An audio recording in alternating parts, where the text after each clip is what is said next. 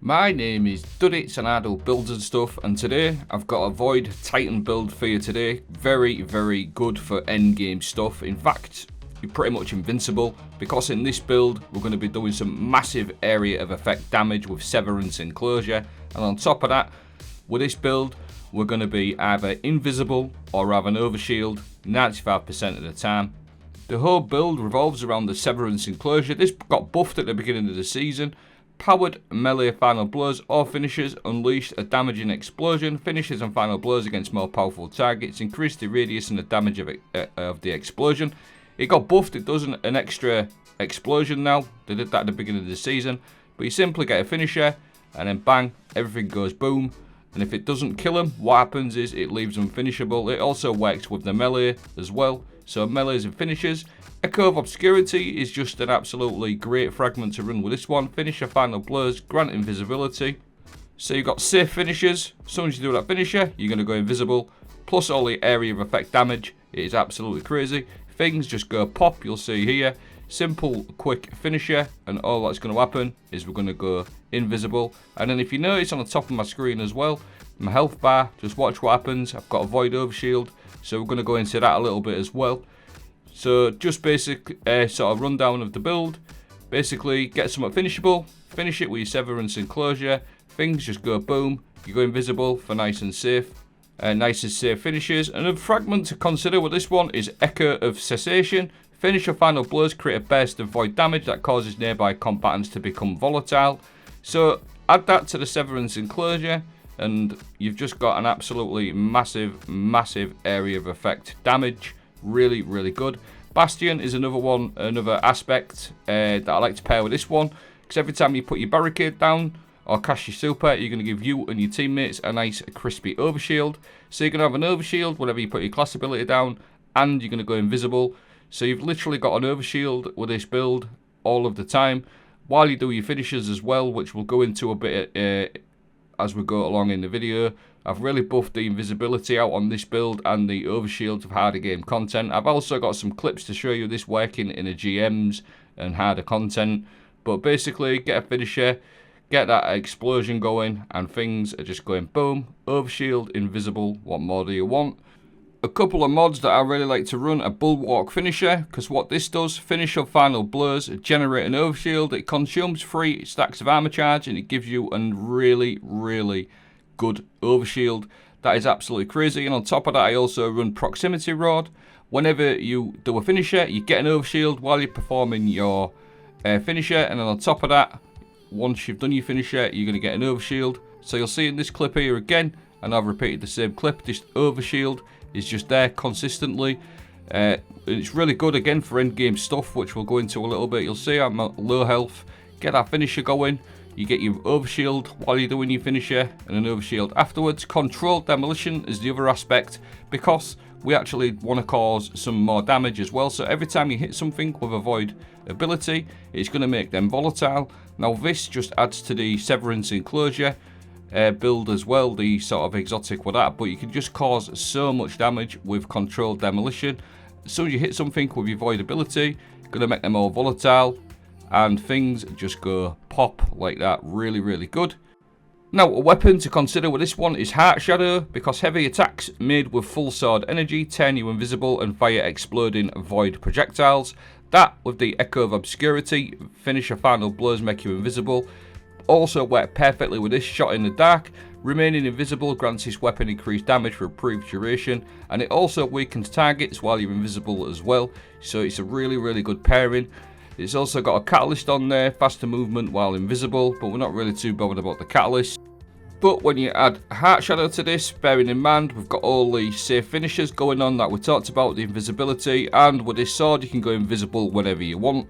So it just adds to the invisibility part of this build as well with the finishers, and you've got all that nice overshield, and you do plenty of damage with this sword for you and your teammates with a weakening effect. So you can literally do things in GMs that you wouldn't normally do on a Titan. You can literally just hide around like a hunter basically, go invisible whenever you feel fit, get them finishers, clear loads of ads, and you apply weakening left, right and centre. Now, I wanted to show you this working in the GM, and like I said, I'm not one of these to sort of do you a build and lie about it.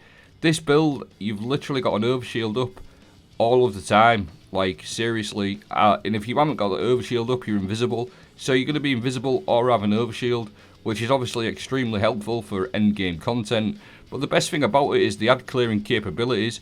You're really safe up close with these sort of majors and minors in GMs as well, like really sort of safe, and you're doing loads of damage for you and your teammates. Ad clearance capabilities, safe, applying weakening effects, overshields left, right and centre, invisibility. This build is an absolute beast, and it's so good for clearing ads in GMs. It's absolutely crazy. You'll see here as well, it's not just about the finishers. I like to run the shield bash as well, which also suppresses, paired out with a suppressor grenade, and you're in absolute total domination of every encounter in a GM. It's absolutely crazy. Just look at this, bang, all of them are just gone. Really strong. I'll quickly go over my aspects again and fragments. Control demolition, which we've touched on. This just adds to the ad clearing capabilities to make everything volatile. Bastion, which we've touched on. This is a real key part of the build as well, because you're going to get overshield whenever you put your super down or your class ability. Suppressor grenade is a really good one to run. I absolutely love suppressor grenades. Bit like a blinding effect, and it weakens as well with one of the fragments I've got on. Now, shield bash for suppression or shield throw. I really like to run shield bash with this. Rally barricade, I prefer this over towering barricade. Echo of undermining, your void grenades weaken targets. That's a really good one to run as well for more weakening effects. Echo of starvation, picking up a void breach or an orb of power, grants devour. Now we'll go into a little bit at the end with that as well. Echo of persistence, void buffs applied to you, invisibility, overshield and devour have an increased duration. And on top of that, I like to run Echo of Obscurity, which we've touched on. Now, instead of the Devour, you can actually run Echo of Cessation, which we touched on. You can run that one or the Echo of Starvation. It's up to you. You can switch the Devour one out. Or you can also run Echo of Vigilance. Defeat the target while your shields are depleted. Grants you a temporary void overshield. So you can sort of mix and match your fragments up if you want. Now, quickly go over my mods, because these are also quite important.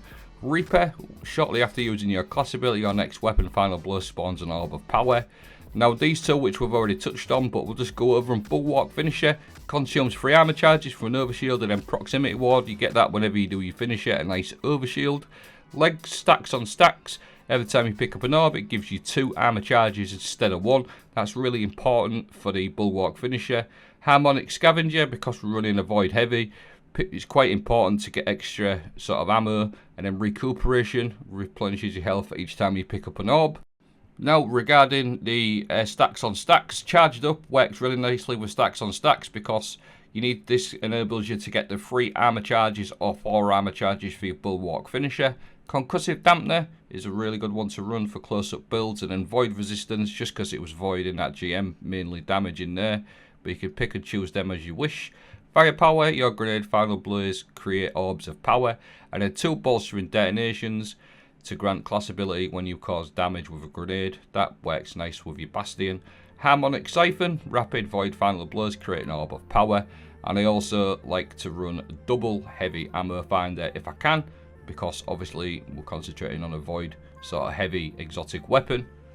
But the build itself is really good if you do things on your own or for a team play. There is some other weapons as well that could really fit into this build very nicely. I'm aware a lot of people might not have the heartshadow sword, so I've got some other options for you and some other weapons to pair.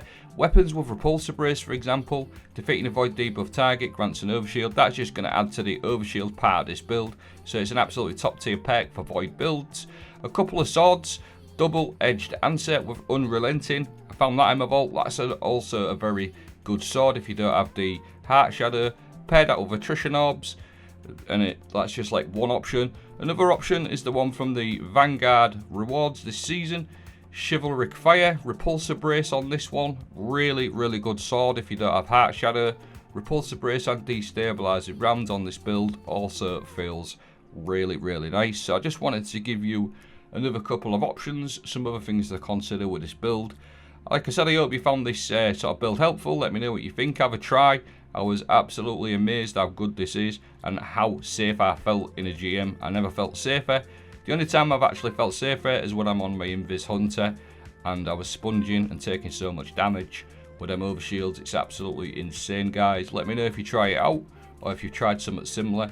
I hope you found this video helpful. Thanks for watching. Have a great day.